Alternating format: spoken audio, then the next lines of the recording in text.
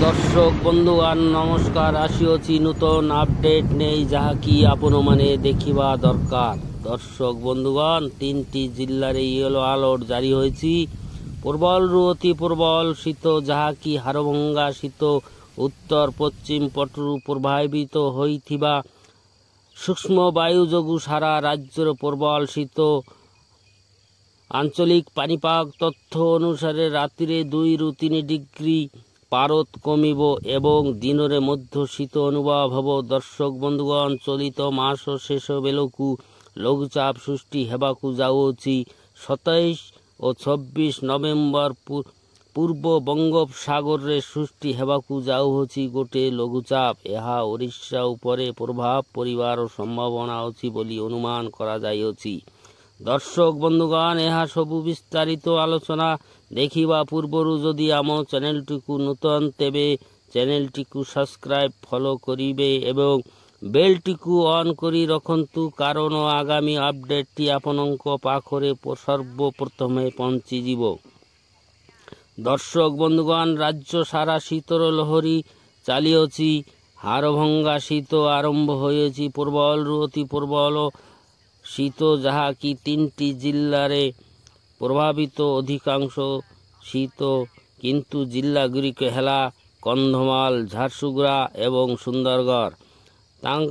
आखपाख जिल्ला गुड़िक हेला नवरंगपुर कोरापुट रायगड़ा कालाहांडी मध्य पूर्वाल शीत देखिबाकु मिलुछि। सकाल समय रे कुहुरी एवं काकुरी मध्य देखा जाउछि। दर्शक बंधुगण 17 रे जेउ लघुचापटी हेबाकु जाउछि ताहार प्रभाव उड़ीसा को परिबो नहीं।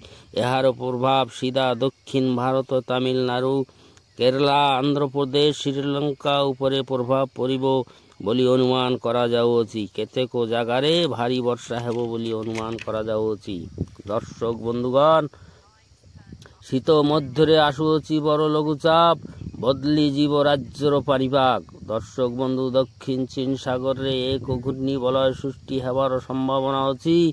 यह नवेम्बर मासर 18-19 पाखापाखि अंडमान सागर रे प्रवेश करिबो एवं आरंभ रे सेठारे रहिबो। धीरे धीरे गति करिबो ओ गंभीर घूर्णी बलय झड़ वर्षा परिणत हेबो बोली अनुमान करा जाउछि। दक्षिण भारत प्रबल वर्षा हेबार संभावना अछि किंतु एही घूर्णी बलयटी धीरे धीरे गति करिबो उड़ीसा और बांग्लादेश उपकूल आड़कू बोली अनुमान करा जाउछि।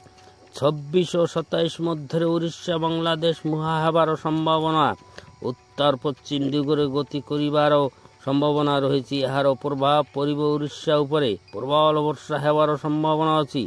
दर्शक बंधुगण जदि GFS मॉडल अनुकूल सत हुए तेबे एहार प्रभाव सारा राज्यर परिबो एवं हालुकारू मध्यम वर्षा हेबार संभावना रहिछि बोली आंचलिक पानीपाग विभागरू सूचना मिलिअछि। दर्शक बंधुगण उड़ीसार माछ धराली मानकु चेतावनी आगामी 5 दिन पर्यंत समुद्र को माछ धरिबा को जिबे नहीं कारण आगामी दिन रे आसुअछि प्रबल घूर्णिझड़ एवं वर्षा सह लघुचाप।